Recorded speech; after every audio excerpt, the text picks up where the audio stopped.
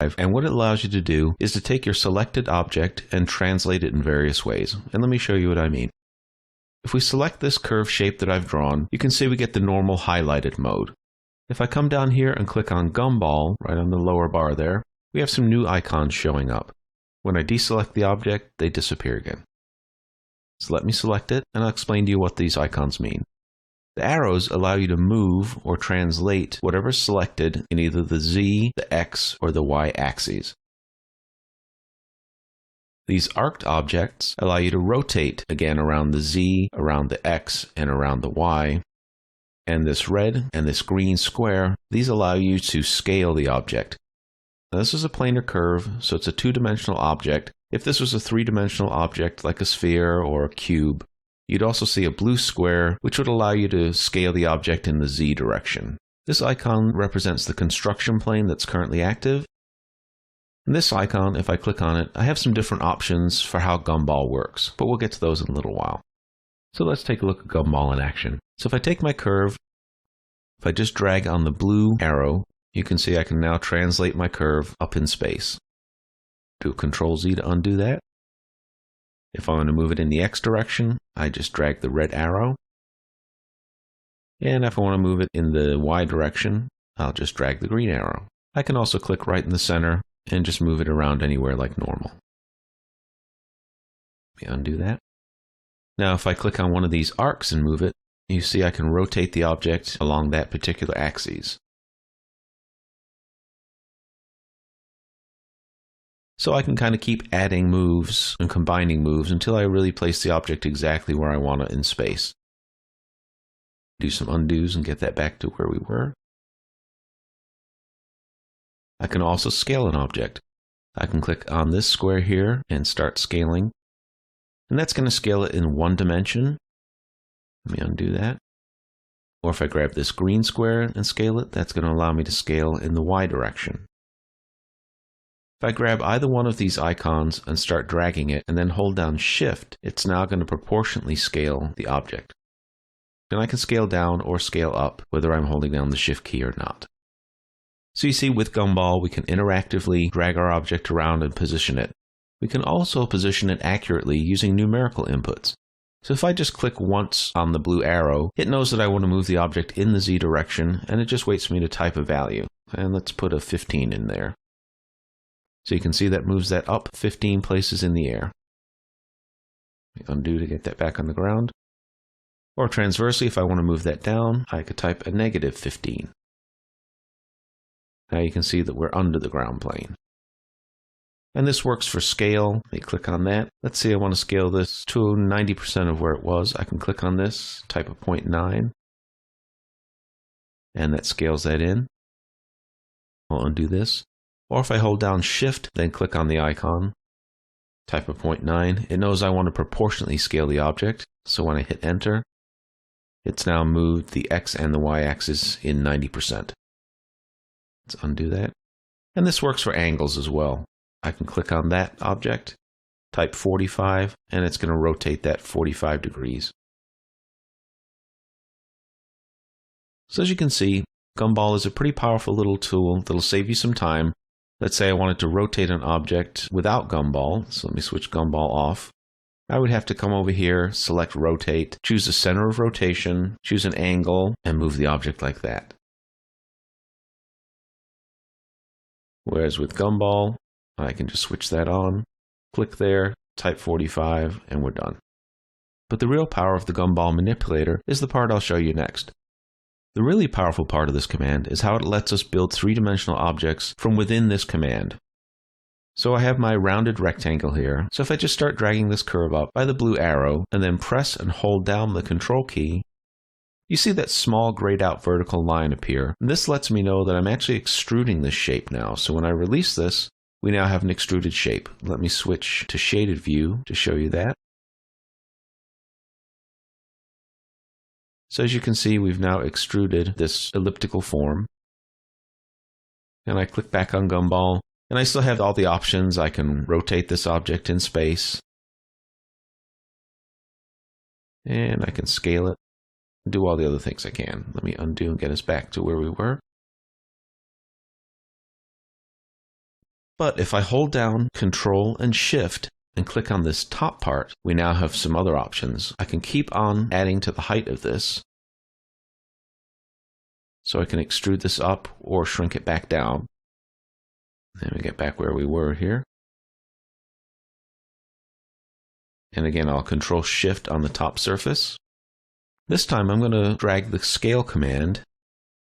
So I'll start dragging that, and then I'll hold down Shift once I start dragging it, and then I'll release. Now you can see what we've done. We've actually scaled this upper section, and we've changed the shape of this object. So now we've added this draft angle. If I Shift click again, I'll start dragging up the top surface. I'll hold down Control again, and you see that faint gray line on the front side there. Change from an angled shape to this vertical shape. And if I release the mouse, you can see I've now added this vertical section. If I click on the object, and let me switch that to wireframe, you can look inside the object. You can see this is one part. So we don't have two pieces just touching one another. This is actually Boolean the object together while it created it. And then we hit Control-Alt-S to reshade that. And we can kind of keep working from there. Let's say I want to put a small lip on this. I'll Control-Shift, click on the top surface. I'll start dragging this in again, hold down Shift.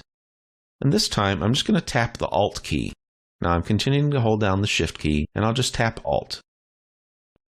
And as soon as I get that plus sign, you can see this new line shows. Now at the moment, this is still a separate surface from this object, but I've created a planar surface that's an exact scaled down match for this surface. So if I drag this up, hold down Control, it now creates another little stepped area. Now this is a separate piece from this part, so I can take these two, and I'll do a Boolean Union on these. I'll click this icon here. Now if I click them, you can see they're one part. I'll Control-Shift click again on this upper surface, and I'm going to scale this back, holding down Shift. So you can see I've made another drafted shape, but this time, while this is highlighted, I'm just going to drag this back down into itself. And you can see now we're starting to add a cutout into this object. That's a very powerful, very fast way. Typically you'd have to make a shape that matched this and do a Boolean out of the top surface, but now we can just interactively drag things.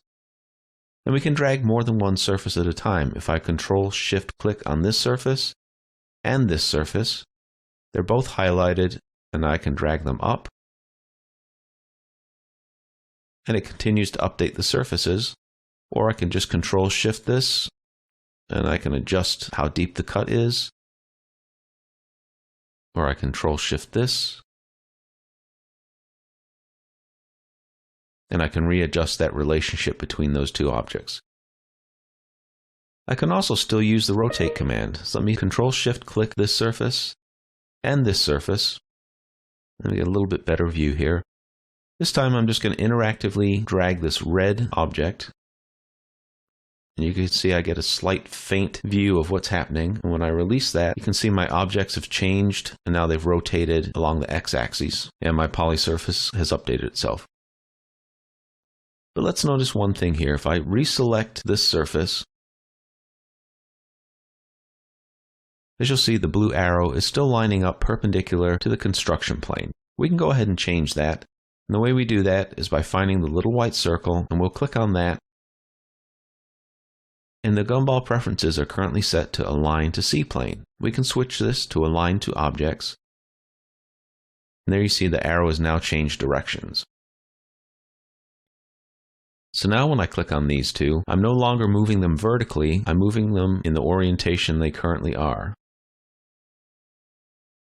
And I can still kind of keep moving those surfaces too, and really change how this thing looks.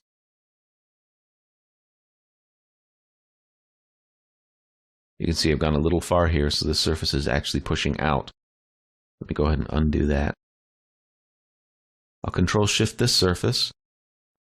We're still lining up normal to the new surface, and I can go ahead and actually change this angle that's sitting in here.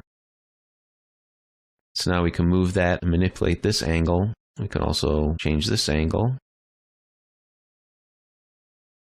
So you can see we can get some very complex shapes happening here. And I can do the same thing down at the bottom here. Change the angle on this part. And really start just distorting the shape like crazy. Let me undo that one. Let's say I wanted to add a ridge onto this surface here, because we don't want this sharp corner. So what I'll do is Control-Shift-Click this surface. I'll start dragging it down, and then I'll hold Control. And now we've added a lip onto this surface. Let's say I want to move that down, but be very accurate about how far it goes. If I undo this, and come back and click on the object again, I start to drag, and holding down the mouse button, I'll type a 3 and hit Enter. And now I'm constrained to just moves of 3. You can see I can go up 3 or I can go down 3. And if I hold Control, now it's going to manipulate me to a vertical move of 3 millimeters. So now we know that this lip is 3 millimeters. And from there, I can shift-click this object, and I can drag that in like we did before. We can change the shape, and we can just kind of keep building from there. So Gumball is a very powerful new command within Rhino 5, but it does require a little bit of a different mindset to how you might be used to working. But once you get used to working with it, you'll find it's a very valuable new command, and it's really going to save you a lot of time. And that concludes our look at the Gumball manipulator.